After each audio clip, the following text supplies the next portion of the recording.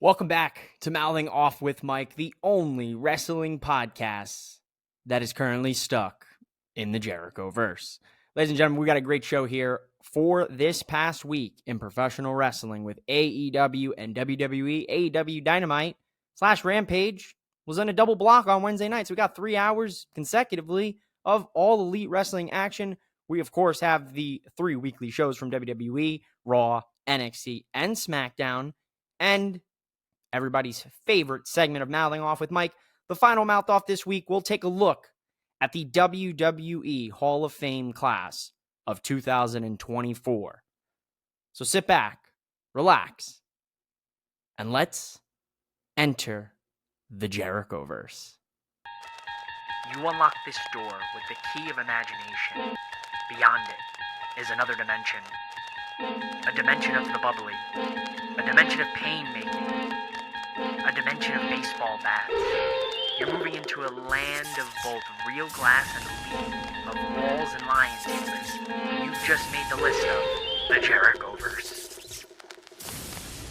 The past couple weeks, I have been referencing and calling anybody who gets sucked into a feud, a rivalry, a storyline with Chris Jericho, the Jericho Verse.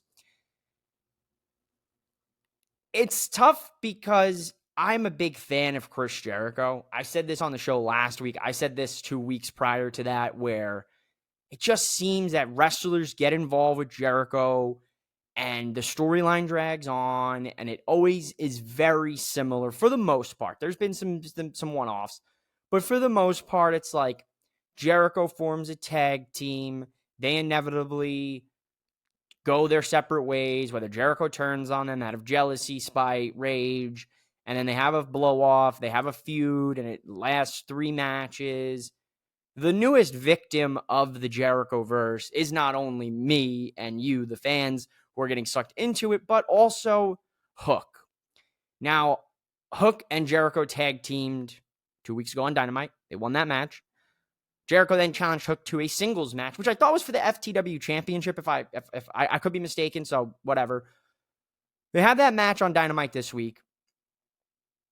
Hook comes right out of the gate, hits him with a suplex, drops him right on his head. There's a moment where Jericho's like, overall in the ring, oh, my head. And he gets suplexed about 12 times by Hook. I guess Hook is now the mayor of Suplex City, I guess. Nevertheless, Hook gets the win. Jericho gets his respect. But now Jericho has a proposition for Hook next week.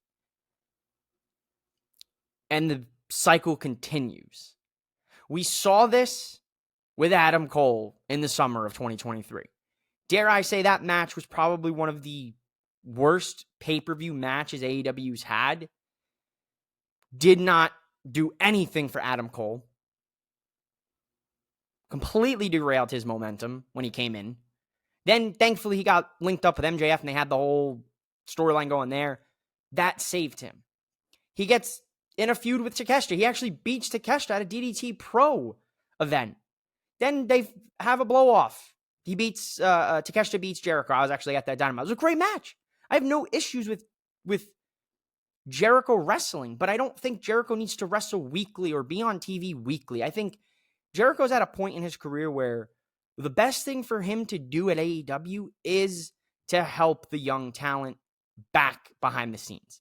Help them with their promos. Help them set up their matches. He's one of the best minds in the game. I'm not disputing that. This is not like flaming pitchfork at Jericho's doorstep. No. This is just for fun. You know, it's all for fun. You know, the Jericho Verse, the whole Twilight Zone thing I just did. But I personally am a big Hardy Boys fan.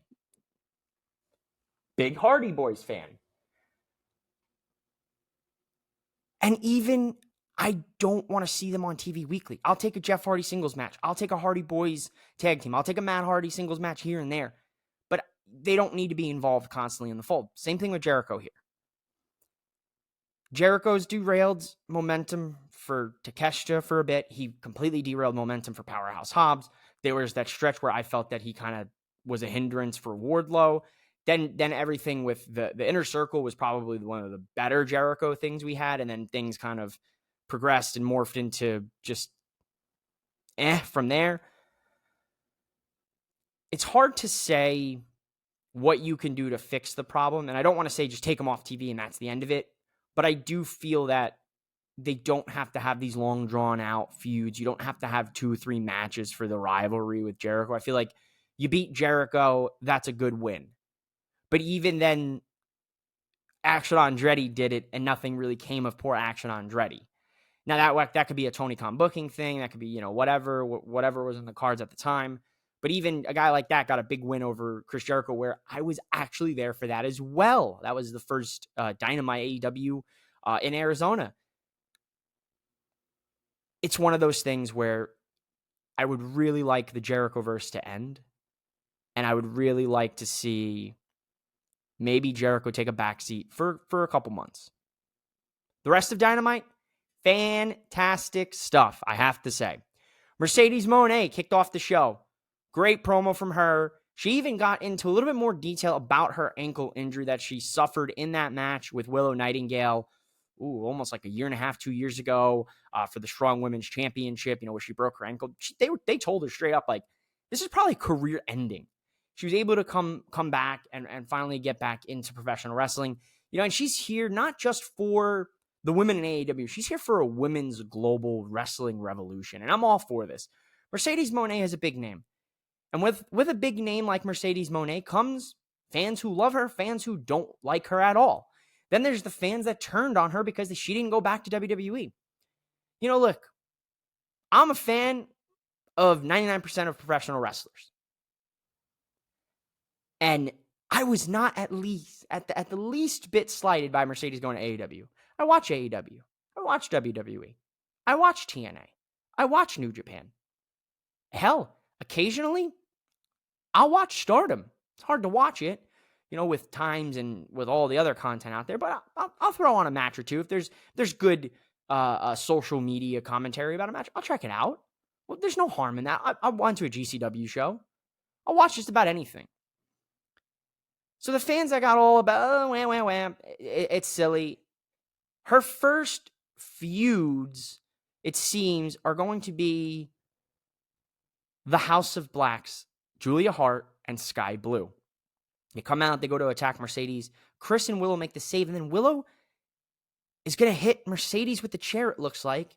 Mercedes sees it and gets all up in her face. Chris diffuses the situation. There's a little backstage segment with Chris, Willow, Mercedes, and Stokely.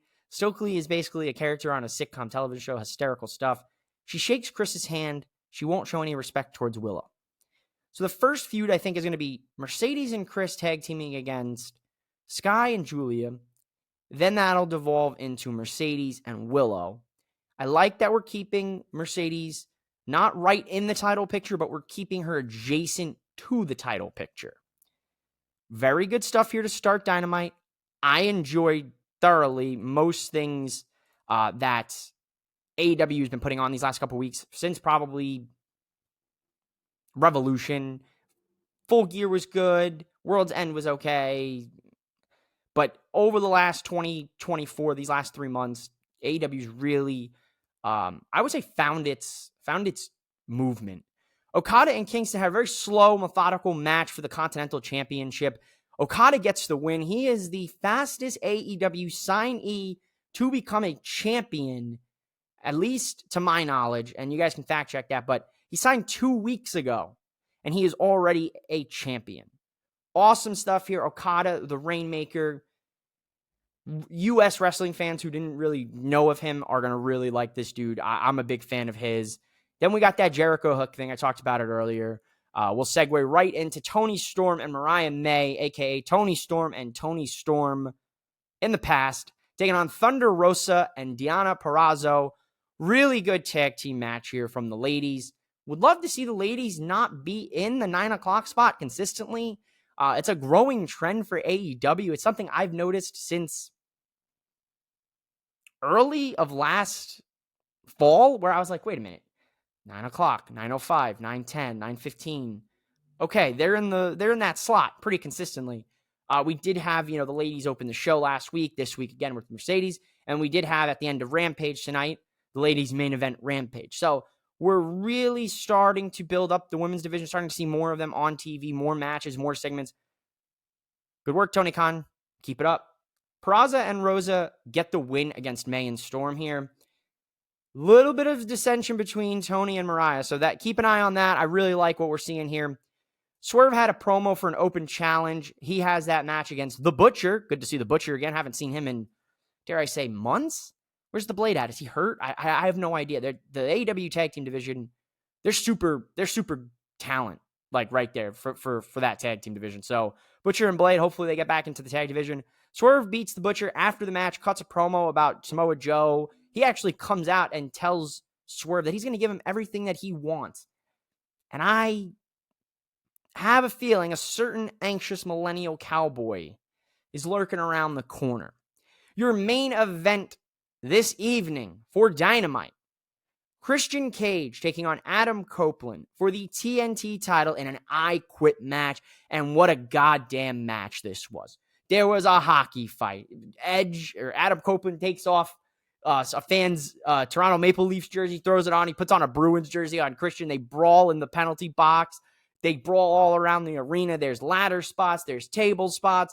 There's Spike comes into play, which in fact, Spike gets shoved right up into Christian's family jewels. Mother Wayne probably not too happy about that one.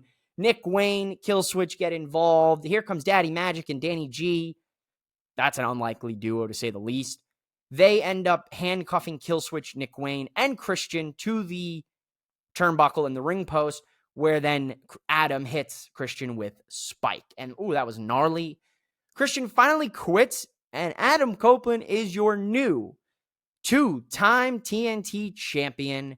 Dynamite was fantastic for me this week. I really enjoyed Dynamite. The main event was great. The opening segment, everything in between. The only thing that fell short for me was that Jericho Hook match. We talked about it earlier. I'm not gonna keep digging into it. The Jericho Verse has to end, and I hope it ends very soon. I really hope so. Let's get into Rampage. Rampage kicks off with the Bang Bang Gang, Jay White, Austin, and Colton at a house in Florida, making fun of Darby, that he broke his foot. They also spray painted Sting's bat gold, and they had a skeleton come down the slide pretending to be Darby. Very entertaining. In the background crept what only could be a Juice Robinson. So maybe Juice is on his way back. The Juice might be loose in more ways than one. Then the Acclaimed come out and cut a super serious promo that felt like an eternity. It just went a little bit too long. Anthony Bowens is a great promo. Max Caster is a good promo too. But it's just felt 2 to 3 minutes, a little bit longer than what it needed to be. They get the opponent cross that Billy Gunn was unable to travel due to the injury sustained by them in that attack last week. They're going to have a match. It's going to probably be to unify the Ring of Honor Trios Championships and the AEW Trios Championships. More than likely will be happening soon on a Dynamite. I don't feel like this is a Dynasty match. Best Friends took on the Callis family with the tag team title tournament going on right now. Best Friends beat the Callis family. That was Hobbs and Kyle Fletcher. Kyle Fletcher's got a crazy haircut going on. He kind of looks like Oliver Tree. If you guys know about that musician, he made that Cowboys song, Cowboys Don't Cry or something. He's kind of got that hair going on for him right now. We also had Katsuyori Shibata have a squash match that he won. We're actually getting Will Ospreay versus Shibata next week on Dynamite. Absolute banger that's going to be. And then Takeshita took on Rocky Romero in a pretty solid match for Rampage. Takeshita got that win. And then the main event of Rampage, Chris Statler and Willow Nightingale versus Sky Blue, Julia Hart in a street fight tag team match. Another fantastic match here for AEW with its 3-hour block.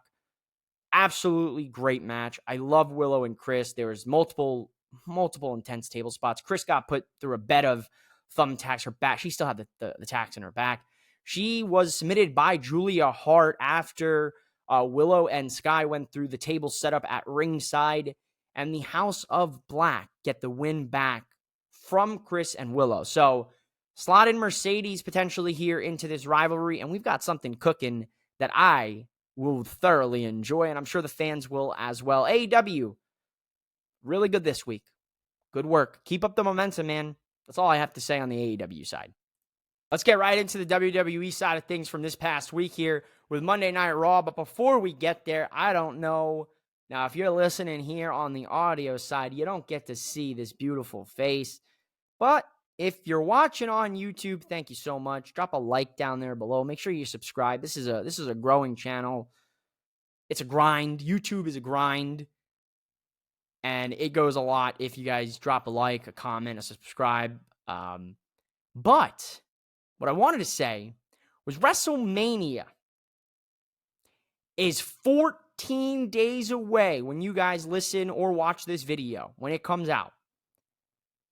And if you couldn't tell from the beginning of this video till now, got this lovely shirt I'm wearing here. MOWM Mania. So ladies and gentlemen, I'll make the formal announcement. Your host is going to WrestleMania. We will be live, and when I say we, I mean my girlfriend and myself will be live in living color in Philly, WrestleMania weekend in the backyard of my hometown from where I'm from, Philadelphia.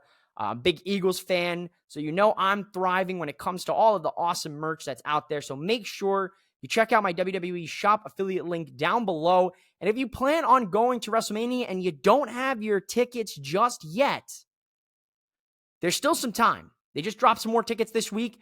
Head to SeatGeek, use code MOWM on your first purchase to get $20 off, and you'll also help support Mouthing Off with Mike. Monday Night Raw is going to kick off here with brother and brother facing off here. Jay and Jimmy. The challenge has been accepted by Jimmy Uso from his brother Jay for a match at WrestleMania. Jay's dream match is finally a reality, ladies and gentlemen. This match really does has the potential to be a show stealer. This is just the third brother versus brother match in WrestleMania history. And yes, I'm not counting Kane and Undertaker because I hate to break it to you, like telling a little kid Santa Claus is not real. Kane and Undertaker are not real brothers. Listen, we had Bret Hart versus Owen Hart at WrestleMania 10. We had Matt Hardy versus Jeff Hardy at WrestleMania 25. And now at WrestleMania 40, we're getting Jay versus Jimmy Uso. Just the third match. And it seems those matches happen every 15 years. 10, 25, and 40. Which is a really cool, kind of subtle detail there. Like, it's like, okay, so then at WrestleMania 55, who's going to be taking on brother versus brother? Is it going to be Julius versus Brutus? That'd be something, right? So I'm super excited for this match. Can't wait. I think Jey Uso is going to get the win here at WrestleMania. It's going to be his flagship win for his career in a singles side. And then I think Intercontinental Championship down the line, more than likely a World Heavyweight Championship run at some point as well, depending upon what happens with Sammy, Chad, Gunther, and everything going on with the mid-card title. We got the WrestleMania Tag Team qualifying matches continuing on Raw, and it has finally been explained to us. Now, last week on the show, I tried to explain what the tournament was going to be like on SmackDown, and I was confused. I said, okay, it looks like there's going to be 2 SmackDown teams. And I said, oh, no, wait, it'll be 3 SmackDown teams. No, I was right all along. It's only going to be 2 SmackDown teams. Unless there's a mystery team to be revealed at WrestleMania, which could be the Dudley Boys, the Hardys. There's a possibility for either and or both of them, but we're not going to get into that speculation. A lot of crazy things going on. Matt Hardy was at Monday Night Raw this past Monday, where they were in Raleigh, North Carolina. So that's notable to make. He was there in a press box with Rebby, posted on TikTok, of course, and fans were lining up basically like a meet and greet in the concourse to meet Matt Hardy in the skybox. So Matt Hardy's still a fan favorite. The Hardy Boys still fan favorites. Always near and dear to my heart. Those are my guys from childhood all the way till now. I love this match. We had DIY taking on the Creed brothers in a absolutely torn mouthing off with Mike here because I wanted both of these teams in the ladder match. The Creed brothers are phenomenal, man. They got new entrance music, that Def Rebel music, not hitting. A lot of fans really unhappy about it, but they did make a really good new music for the family and the Don on NXT, so they knew what to do. They made sure, or else they're sleeping with the fishes. Really great match here. DIY, after a series of roll-ups, they get the win. They're headed to WrestleMania. Wow. DIY needs this moment big time. In the city, really, where they really hit their stride as a tag team in Philly with NXT. There's numerous NXT takeovers in Philly. Shows stolen by both Gargano and Ciampa together and separately. So this is really going to be good stuff. And of course, their indie days, wrestling in Philly. The Judgment Day are still trying to recruit Andrade El Idolo to the Judgment Day. He's all about his business, ladies and gentlemen. He's got a match next week on Raw. We'll see who it's against. There's been some hints, man. It looks like the Judgment Day basically go to Dominic into a match against Ricochet. And it looks like Mommy or Priest or Dom might be getting kicked out of the Judgment Day. There's a lot that I think could happen with the Judgment Day post-WrestleMania. And it's something to really keep an eye on. It really is. The Judgment Day might not be around in 2024 post-WrestleMania, or they might look completely different. Indy Hartwell and Candice beat Kaden Carter and Katana Chance. I absolutely am loving this Candice LeRae attitude bully character that she's got going for her. She is just a tyrant. She absolutely destroys Katana's legs on the ring post. She locks her in the submission, just doesn't let her out. Even Indy's on the ring like, yo, what the hell, Candice? What are you doing?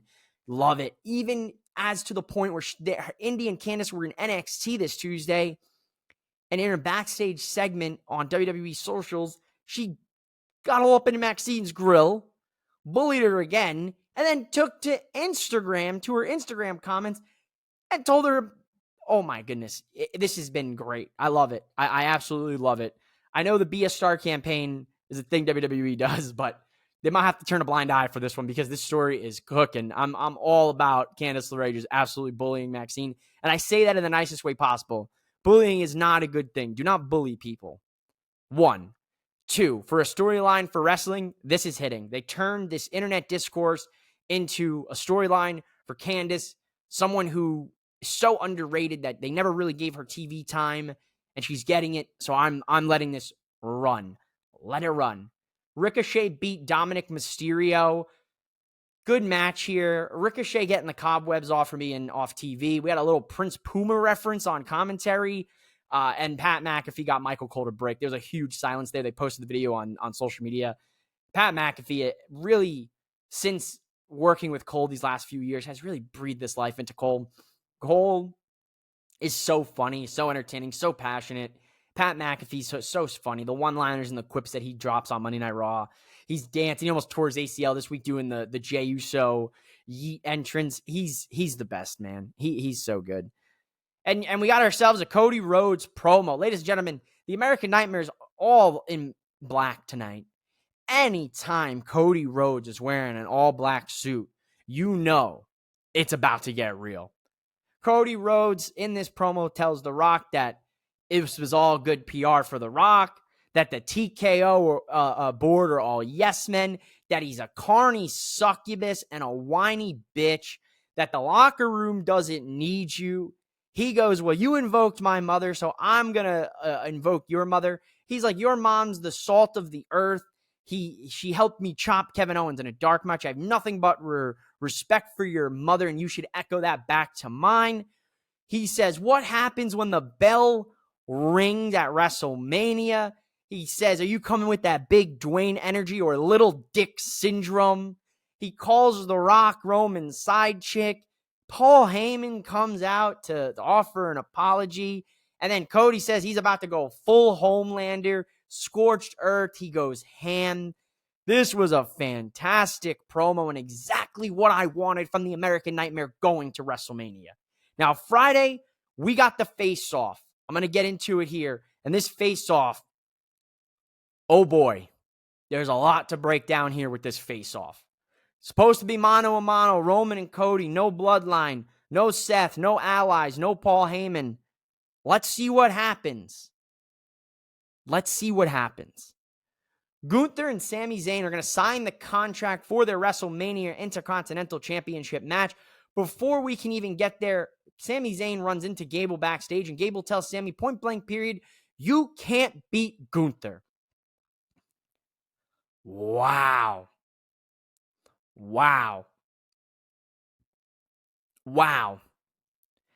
Gunther calls Sammy a bum. Sammy's got a t-shirt on, jeans, just like a normal fan would. Calls Gunther calls him a bum, tells him, you're dressed like all these other fans in this arena. You should be wearing a suit like me. And Gunther does be looking pretty spiffy and handsome here. And it has been said in nauseam, ladies and gentlemen, that we're doing the Rocky. Yes, ladies and gentlemen, you can draw comparisons to the Rocky underdog story here. Specifically, Rocky IV. And if you're not familiar with Rocky IV is the movie where Ivan Drago kills Apollo Creed due to Apollo Creed feeling that he was overlooking his opponent. He was overconfident in it. The Rock told him, Creed, don't fight him, please don't fight him. He fights Drago. Drago leaves everybody with the famous, if he dies quote. And The Rock has to avenge Apollo Creed's death. Rest in peace, Carl Weathers. We just lost him a few weeks ago, so rest in peace, man. I loved Apollo Creed. He was one of my favorite characters growing up, man. He was so charismatic. He was such a cocky, he was so cocky in that first movie, man. He's doing all the stuff and the promos with the bookers. Meanwhile, The Rock's on TV punching the meat in a meat locker. Whew.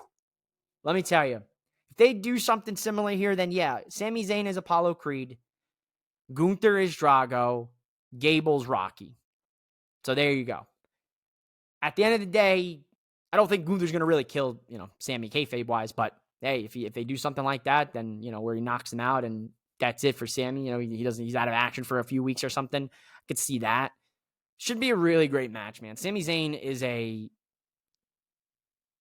match clinic, dude. He can have a 5-star match with just about anybody. So can Gunther. I'm excited for this. I like it. I like the direction we're heading. We got Awesome Truth beating Indashir after this contract signing where the camera follows Sammy backstage through the back, even through the conversation with the Awesome Truth. And then the camera then picks up Awesome Truth as they make their entrance on their way out. And then the Awesome Truth, Miz and R-Truth do the remix of What's Up. I love the Awesome Truth. I said it on social media. People complain about the Awesome. Why are they reunited the Awesome Truth after all these years? This is lame. I hate you. If you don't like the Awesome Truth, you don't like fun. How are you going to besmirch the Awesome Truth, bro? They're so entertaining. They're so fun. Come on, man. R-Truth's the best. And give the Miz the flowers, guys. Stop being so tough on the Miz. The Miz can go out there and have a program with just about anybody and elevate them to the next level. Just saying. They win with an inadvertent elbow from Indashir. R-Truth falls on and gets the cover for the team. They're in the ladder match. SmackDown's doing a tournament to decide their 2 entries. New Day defeat the Alpha Academy. That was Tozawa and Otis. And then Tozawa and Otis ended up on NXT this week. We'll get into that here in a minute. And your main event of Monday Night Raw this week is a last woman standing match, which was a banger. Becky Lynch did the top ladder leg drop on Nia Jax through the commentary table to leave her down for the 10 count. This is a great match. Becky and Nia, fantastic work. Becky on the run right now of her career, I'd say, because she's on the quest for gold. Mommy comes out after. They have a little face-off. Mommy gives her a little kiss, not actually doesn't kiss her, but, gives her one of those little kisses in her face, blows a kiss to her. Really good stuff. Nia Jax, you got to give flowers where flowers are due. She's a woman that I wasn't too big of a fan of during her initial run in WWE. I couldn't get on board with her. All the stuff about her, not being professional in the ring, injuring girls. Now, Nia Jax, she's nothing but a pro in the ring. She's putting on her best run of her career. I hope she has a WrestleMania match here against somebody because she's doing awesome work. Monday Night Raw was a damn good show. One of the best shows we've had on a build to WrestleMania in a few years now. Triple H and the creative team are cooking with fire, and I can't wait because, like I said, we are just 2 weeks away from WrestleMania. Should I start the episode segment here for NXT like I always do it? If you're sleeping on NXT, wake up. We got Roxanne Perez taking on Tatum Paxley here in a grudge match. Roxanne Perez beats Tatum Paxley. No remorse for poor Tatum Paxley. Lyra Valkyria comes out, makes the save. The match has been made, ladies and gentlemen, at WrestleMania Stand and Deliver. Lyra Valkyria would defend that NXT Women's Championship against the prodigy Roxanne Perez. And I really, really, really, really, really enjoy the new Roxanne Perez attitude and character, hitting on all levels for me. We got Nathan Frazier and Axiom, one of the fastest tag teams, taking on the No Quarter Catch crew in another fantastic tag team match this week for the tag team qualifier to determine who will take on the Wolf Dogs at Stand and Deliver. That match, there'll be a triple threat. Whoever wins that match will take on the Wolf Dogs, but Alpha Academy's here. Otis and Akira Tozawa with Maxine Dupree. Thank you. They want in on this. So if they beat the Wolf Dogs next week on NXT, they will be added to the match and it'll become an actual triple threat. Something tells me there's some shenanigans on the horizon here in NXT. We got Sol Ruka. Welcome back to NXT because her finishing move, I think it's called the Soul Catcher or the Soul Snatcher. Awesome. It's incredible. It's an insane move. She beats Brindley Reese. Brindley Reese, super positive still. I really like her character. She's like Simon Dean, but better and more positive. We got Drew Gulak taking on Riley Osborne in a Heritage Cup match, and it's under No Quarter Catch crew rules, which means any member of the No Quarter Catch crew can defend the Heritage Cup, which was won by Charlie Dempsey, William Regal's son. Drew Gulak defends the title for No Quarter Catch crew successfully, and it seems Thea Hale is back with Chase U formally after her and JC Jane have had a nasty breakup and their friendship is over. Something tells me Thea Hale versus JC Jane, Stand and Deliver, would be a fun match, at least in my fantasy booking.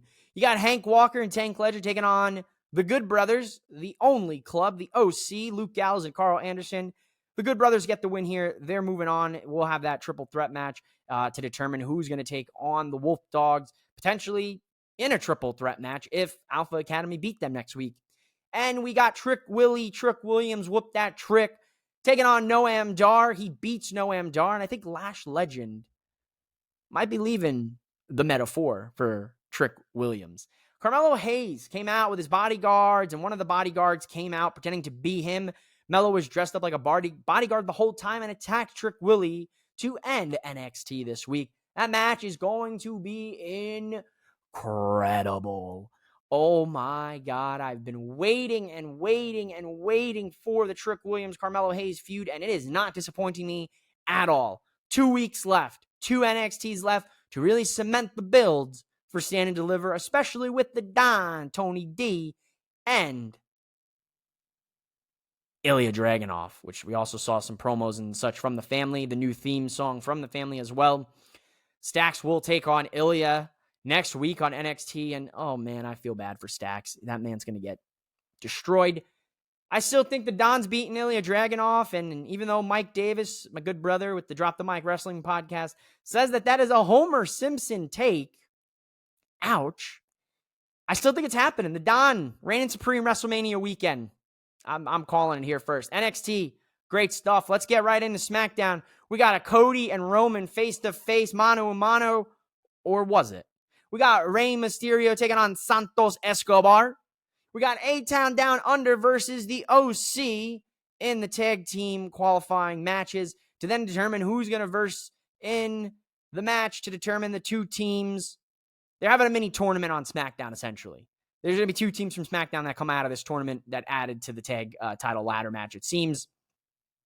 And we got the Street Profits taking on the AOP, the Final Testament. So let's get right into Friday Night SmackDown and then the final mouth-off with me. It's time to get talking about Friday Night SmackDown. And this Friday Night SmackDown is going to be headlined by the face-to-face, mano-a-mano confrontation of the Tribal Chief, the longest reigning, undisputed Universal Champion, and the American Nightmare, Cody Rhodes, his opponent for WrestleMania Sunday in the main event for that very title. But we kick off the show with Santos Escobar taking on Rey Mysterio in a really solid match that was really captivating me. They were going out there. They were giving us that good lucha libre that we've come to love all these years. But another Rey Mysterio appeared, and it was Dominic Mysterio with a Rey Mysterio mask on. And he screws his father over once again. That dirty Dominic Mysterio. Santos Escobar gets the win. And I don't know what's going on. You heard me say earlier in the show that I could see Dom separating from the Judgment Day. I thought something was cooking with Andrade, but could something be cooking with Santos and Andrade? Something to really keep an eye on here when it comes to Legado and the Judgment Day going forward. Now, we also have the tag team qualifying matches. Now, there was 2 brackets here tonight, and we're going to have A-Town Down Under take on the OC. A-Town Down Under get the win in the match. And backstage, we got a segment with Bayley and Naomi and Bianca. And Bayley's thanking Naomi for saving her. And, you know, everything seems pretty chill. And then Bianca shows up and starts, you know, going up in Bayley about everything that took place over the last 2 years with Damage Control attacking her and Bayley, you know, and she's like, you're not sorry. You're just sorry that it's happening to you now. And Naomi like kind of butts in, is like, enough, you know, I wasn't here then, but I'm here now. We can't fix the past, but they're taking us out, you know, one by one. And we got another one of these, you know, right before Io Sky and Naomi had their match. Io attacked Bayley before the match. So now Naomi doesn't have any backup going into this match. Io Sky is able to get the win here against Naomi. Pretty solid women's match here as well. I will say so myself. Naomi coming back to WWE has been super awesome. And then after the match, of course, Damage Control, they start beating up on Naomi. And no one's there to save her except Bianca Belair. She finally, reluctantly, she won't save Bayley, but she will save Naomi.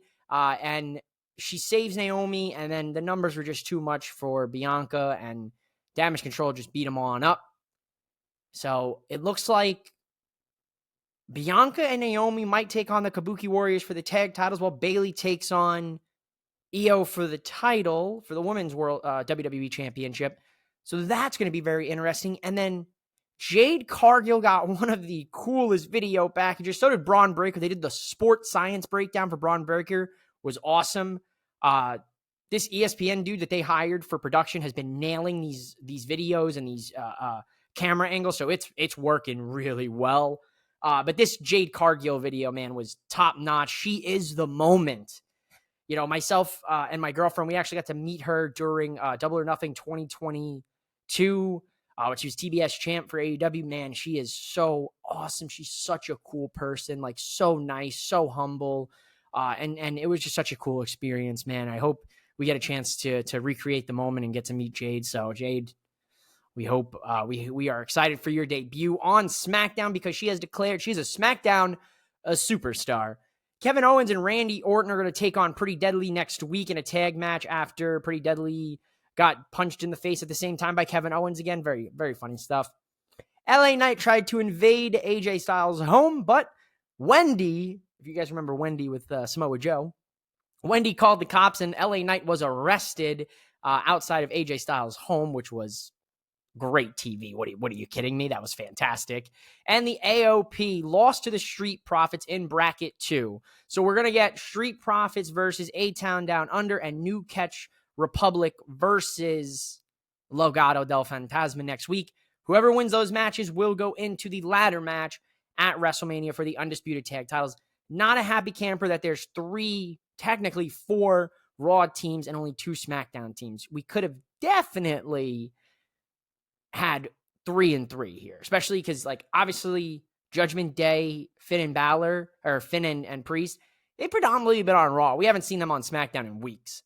So you could argue that there's a Raw team and you have 3 other Raw teams. So there's only 2 spots for SmackDown, when the SmackDown tag division, to me personally, is a little bit deeper than Raw's. That's my personal opinion. That's my personal opinion. And of course, ladies and gentlemen, the main event of SmackDown, Roman Reigns and Cody Rhodes face-to-face. Fantastic promo from both of them. Roman makes some valid points. You know, he calls Cody an idiot, you know, essentially because he he came alone. And of course, Roman had a plan for all of this, but Roman calls Cody a fantastic number 2. And Cody tells him, well, remember who beat the Shield? And it was the Rhodes family. Goldust, Cody, and Dusty beat the Shield in a match. Very entertaining stuff from almost a decade ago. But the number 2 comment really worked Cody up, and Cody got into his bag, as they say. And these two had a great promo. Cody told Roman, at WrestleMania, I'm going to be the one to defeat you. This promo was exactly what we needed right now. We've seen a lot of Cody and Rock going at it. We've seen a lot of Seth involved. This is what we needed. This is the main event of Sunday night. We needed to see these two face to face and battling it out. I'm sure next week on SmackDown and the SmackDown after the final SmackDown before WrestleMania, everybody will be in attendance. We know the final boss, The Rock's on Raw, the last Raw before WrestleMania, that April 1st. We know CM Punk's going to be in the cards next week on Raw in Chicago. So WrestleMania, everybody's coming out here, and it looks like Cody and Roman are going to have one final promo battle, I think, before WrestleMania. A fantastic SmackDown. WWE's absolutely killing it right now. Raw was good. NXT was good. SmackDown was good. All of the builds for all of these matches that are going to take place WrestleMania weekend are hitting. Even on the NXT side with Stand and Deliver, I'm thoroughly sports entertained. There's not much more I can say on the WWE side. But in the final mouth off, let's take a look here at some of the, well, I shouldn't say some of, let's take a look at the Hall of Fame class for WWE this year. Ladies and gentlemen, welcome to the final segment of Mouthing Off with Mike, the final mouth off. With me, with Mike. Ladies and gentlemen, WWE, AEW, fire this week, man. I'm thriving, man. I don't get involved in the negative social media fandoms and this didn't hit and I'm going to nitpick this. To be honest, I enjoyed everything this week for the most part. Obviously you heard me go on about the whole Jericho Verse, but really it's all in good fun. As much as I really, would like to see some better stories with Jericho involved, that is what it is. And, there's not much we can do except talk about it, give our opinions, and maybe things will change. I'm sure, hopefully, I stay positive, and I'm sure maybe it'll turn the corner and things will get more entertaining when it comes to what Jericho's involved in. For me, I feel he just seems maybe not into it right now. Maybe his part's not in it right now, because you can tell when someone, their passion is a little waned, or maybe they're just, they're not feeling it right now, and they just need a little moment to kind of get that bug again. I know Jericho used to take a few breaks here and there, in his career, and he'd go on tour with Fozzy, come back reinvigorated. Maybe that's what he needs, but we're not going to get back on that. We talked about that earlier. What I want to talk about is the WWE Hall of Fame class of 2024, and a lot of people are a little upset. Bray Wyatt's not on the Hall of Fame class. I'm a big Bray Wyatt guy. I miss him dearly every day. I think about, his impact to professional wrestling, the fact that we'll selfishly as fans never get to see him perform again. And I think from the family side standpoint of, they don't have their father, and JoJo doesn't have her husband. And, of course, Mike Rotunda doesn't have a son, and Bo doesn't have a brother. And the list goes on, right? When it comes to the family side. So I just emotionally, I don't know if we can handle that this year. It's very soon. Now, we are going to get a Bray Wyatt documentary, and that it is going to be in part narrated, I believe, by The Undertaker and also Bo Dallas, Bray Wyatt's brother. That comes out April 1st, day after my birthday, and I'm going to tell you right now, I'm probably going to be a mess watching that. The tears, the waterworks will be flowing, and I'm, as a grown man, and look, Macho Man Randy Savage said it best. It's not a shame for men to cry, and I will be crying like a baby during that documentary because he's one of the best. I feel that maybe it's best to hold off on him this year, and I think you can induct him next year and really make it a really great moment and really celebrate his life and his legacy, just because this just happened in August. He just passed away. So I don't know if this was the year. As for the rest of the Hall of Fame class, it has some big names. First and foremost, Paul Heyman, ladies and gentlemen. I'm a Paul Heyman guy. I love Paul Heyman, his contributions to professional wrestling dating all the way back to those indies, those territories, and with ECW, and of course with WWE, and being managers and being a creative mind, and just the mind that he brings to professional wrestling. Paul Heyman is the best, one of the best minds to ever grace us with his very mind. So Paul Heyman, well-deserved and earned, and a great place to get inducted in Philadelphia, the home of ECW all those years. We've got Bull Nakano, an absolute legend. Now, I'm not very familiar with her line of work. I've seen matches here and there, but she's a legend. She deserves this spot, and rightfully so. And on the road to WrestleMania, I will be definitely checking out some of her matches. So if you've got any good match suggestions for me, drop them in for Bull. But it is deserved for her as well. You heard me mention him earlier. Mike Rotunda, father of Bray, will be going into the Hall of Fame now for the second time. He went in originally as IRS. He will now be going in as a member of the U.S. Express with Barry Windham. Well-deserved for Barry Windham. He gets to be in the Hall of Fame. These two, they actually debuted at the very first WrestleMania back in 1985. They've beaten a ton of top tag teams in the 80s, and they, in fact, are going to be in the Hall of Fame this year. So awesome to see, and well-deserved. And float like a butterfly, sting like a bee. One of the greatest boxer of all time, Muhammad Ali, will be in the Hall of Fame. And I hope that we get to see maybe Rocky, maybe do the induction for Muhammad Ali. It is Philadelphia. It's Rocky City. And we've got Thunderbolt Patterson. Now, Thunderbolt Patterson is a legend, and he's an activist in professional wrestling. He fought all those years ago in the 60s and 70s to help his fellow African-American wrestlers get in the business and follow his footsteps.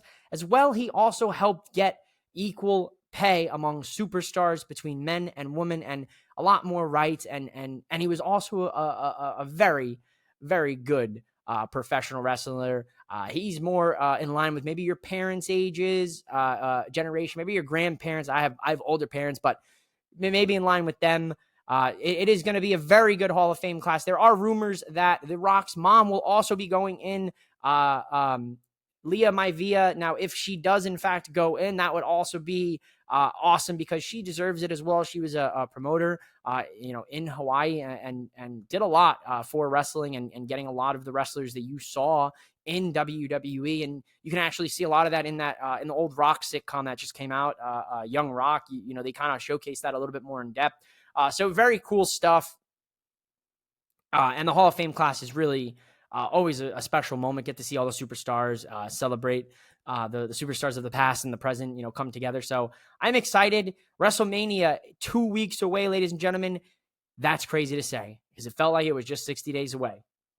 Go out there, folks. Enjoy pro wrestling. We will be at WrestleMania, so there'll be videos galore, content coming your way, vlogs, and we're going to be checking out the WWE World and the Superstore and all of the fun stuff. We'll be at the Hall of Fame. We'll be at Smackdown. We'll be at NXT. We'll be at Night 1. We'll be at Night 2. We'll be at the Raw after Mania. So it's going to be a marathon, and you all will get to take the ride with me. So thank you from the bottom of my heart for listening. If you're listening on the audio side, or if you're listening on the Tobacco Road Sports Radio, thank you so much. And if you're watching this video on YouTube, make sure you like, comment, and subscribe.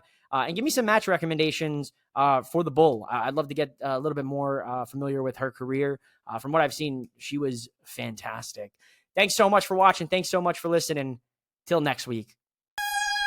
Now they off with Mike. Now they off with Mike. Now they off with Mike.